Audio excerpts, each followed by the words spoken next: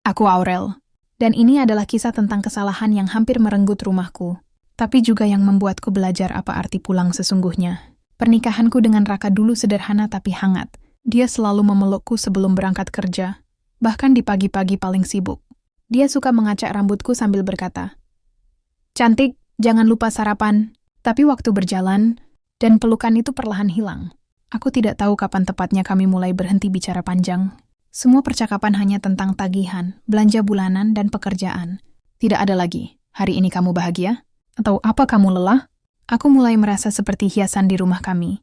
Ada, tapi tak diperhatikan. Pertemuan dengan Damar seharusnya biasa saja. Dia teman lama yang dulu sering bercanda dengan kami di acara kampus. Saat reuni, dia menyapaku dengan senyum lebar. Seolah waktu tidak pernah memisahkan kami. "Masih suka kopi hitam?" Tanyanya. Aku tertawa.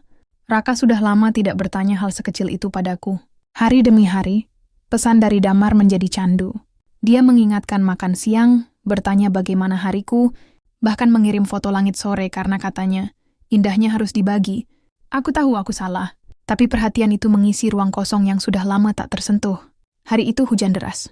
Kami duduk di kafe kecil di pojok kota, menyeruput kopi panas. Musik lembut mengalun, dan tatapan Damar terlalu lama mengunci mataku. Di matanya, aku merasa hidup. Di matanya, aku merasa terlihat. Aku lupa bahwa seseorang sedang menungguku pulang.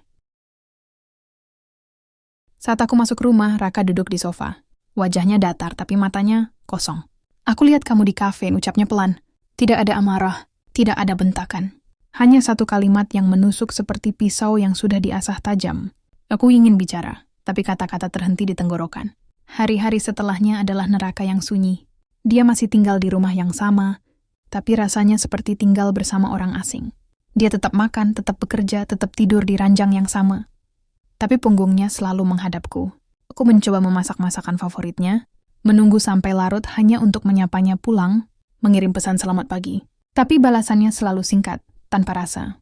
Dan setiap malam, aku menangis diam-diam di kamar mandi, agar dia tidak mendengarnya. Malam itu aku tak tahan lagi. Aku duduk di sampingnya, memegang tangannya yang terasa dingin. "Raka, aku khilaf," suaraku pecah. "Bukan karena aku tidak mencintaimu, tapi karena aku lupa bagaimana rasanya dicintai olehmu." Air mataku jatuh membasahi jemarinya. Aku sudah siap jika malam itu dia memutuskan pergi. Dia terdiam lama, napasnya berat. Lalu dengan suara parau, dia berkata, "Kalau aku lalai sampai kamu merasa sendiri, itu salahku juga. Tapi aku tidak pernah berhenti mencintaimu." Tangis kami pecah. Untuk pertama kalinya dalam waktu yang terasa seperti tahun, dia memelukku lagi. Pelukan itu rapat, seperti ingin menambal semua retakan yang pernah ada. Aku memutus semua kontak dengan Damar malam itu juga. Bukan karena aku benci dia, tapi karena aku memilih pulang. Pulang ke rumah, pulang ke hati Raka. Perjalanan kami untuk sembuh tidak mudah. Kami mulai bicara lagi. Bukan tentang tagihan, tapi tentang perasaan. Dia mulai memegang tanganku saat kami makan. Aku mulai memeluknya sebelum dia berangkat kerja. Kami belajar bahwa cinta tidak hanya tentang bertahan, tapi juga tentang memperbaiki. Sekarang setiap kali aku melihat Raka tertidur di sampingku, aku merasa takut membayangkan hidup tanpanya. Perselingkuhan itu adalah luka, tapi luka itu yang mengajarkan kami untuk menghargai kehadiran satu sama lain.